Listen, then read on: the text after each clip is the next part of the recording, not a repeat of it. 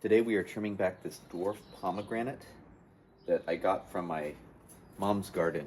It was initially in a pot for many, many years, and it almost died because it was left unwatered through the summer when they were traveling.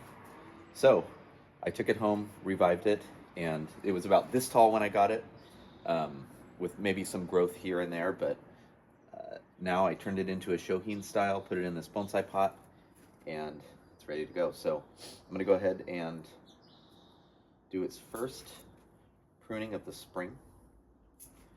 And really all I'm doing is just taking it back to its regular silhouette. Kind of this, kind of dome-shaped silhouette. This is a clump style. And it's probably, I am guessing, I don't know, maybe about 20 years old.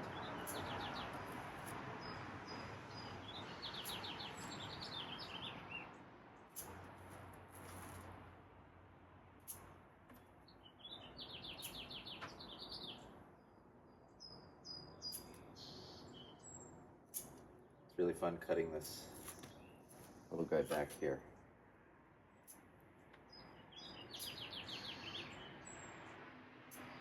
Get some nice sharp scissors.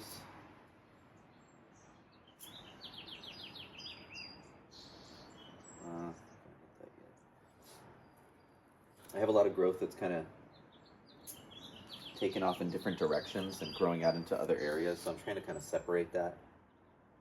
I'm bringing it back to the first or second leaf set on some of these junctions, but really just want to have that nice silhouette over the top. If you're wondering when this is, we are in early May, and it took a while for this to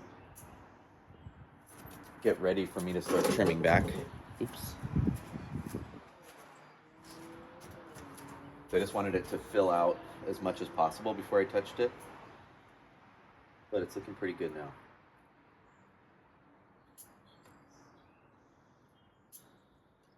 It rained last night here, and the plants are really happy. They love the rain.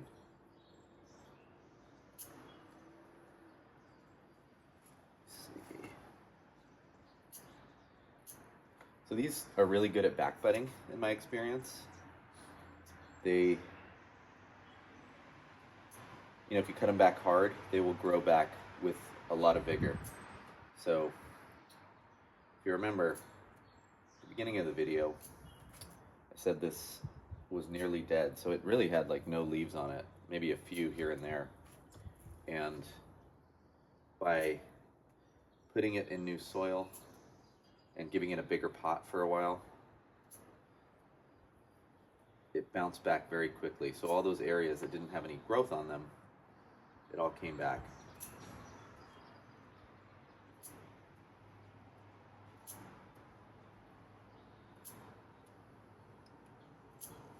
Last year, this tree gave me several little pomegranates, which is pretty cool. And I ate one. It was awesome. It didn't taste that good because it's the dwarf variety. Sorry, dude. I don't mean to disrespect your fruit, but it wasn't that good. I'm getting some shape back to this little guy already. The thing that I still need to do is grow more in the middle there. There's kind of this gap right in the center. And if I take this foliage back, then it'll start to encourage back budding and then growth in other areas that I haven't cut. So some of the weaker interior areas, after this pruning, will start to get more energy and take off. For the purpose of this video, I'm not going to go ahead and do like a super detailed trim. I'll do that afterward when I can really get in there and see everything. But for now, we're just, again, bringing it back to a nice manageable shape, not letting those shoots get too out of control, because I want to be able to push some of that energy back into these other shoots that aren't growing as strong. Like down here, I really want this branch to take off. It's kind of giving us that that lateral growth here. Let's put it back to the front though. Here's the front of the tree. With this pomegranate, you can see I'm using just a little piece of wood, like a stick, to hold these branches apart. I'm not wiring these branches. They really, this clump style wouldn't do well with wiring anyway, down here for the base, but this allows you to just kind of push branches apart and, not use wire and not damage anything by using just like a little stick. So that's a strategy you can use if you don't want to wire stuff. Sometimes you can use like a cork. That can be really helpful as well.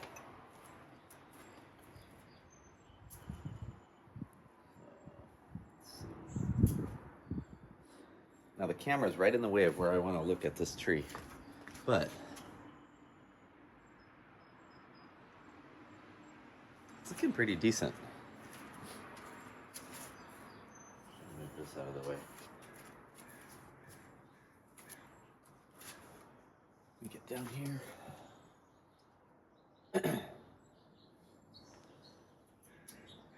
I might take off.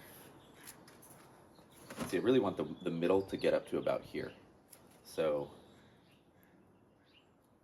by doing what I just did, although I may not take these back to where, all the way down where I want to have them later, I'm taking them back far enough right now to where just the center can get some of that auxin or that growth hormone and push some of that foliage up in the center. I did lose a branch right in the center here. I'm super sad about it. There was I was away and having somebody take care of my trees, and this one wasn't watered good enough on like a kind of a hot, dry day. But again, it bounced back. It's super resilient. So, I mean, that little branch is not even going to make or break this tree whatsoever. So, anyway, it's that reminder. Don't forget to water.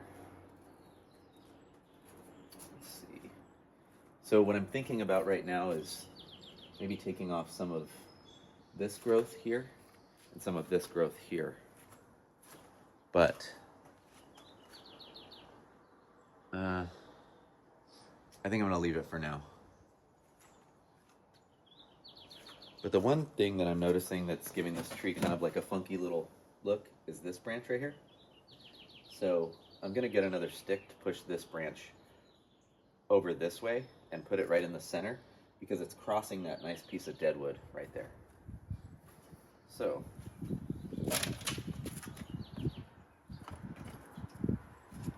I just keep a bunch of sticks on hand. Let's see. Let me get one a little longer. Good. So by doing this, again, I'm not wiring, but I'm just pushing that branch right out of the way of that nice piece of deadwood right in the middle, so it's not crossing over it. So it's kind of hard to see right now, but eventually,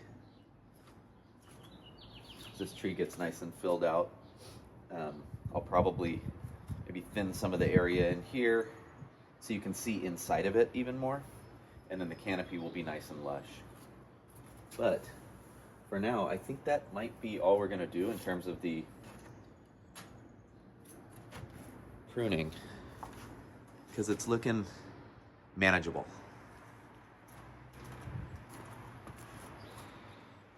Take a peek. Really beautiful tree.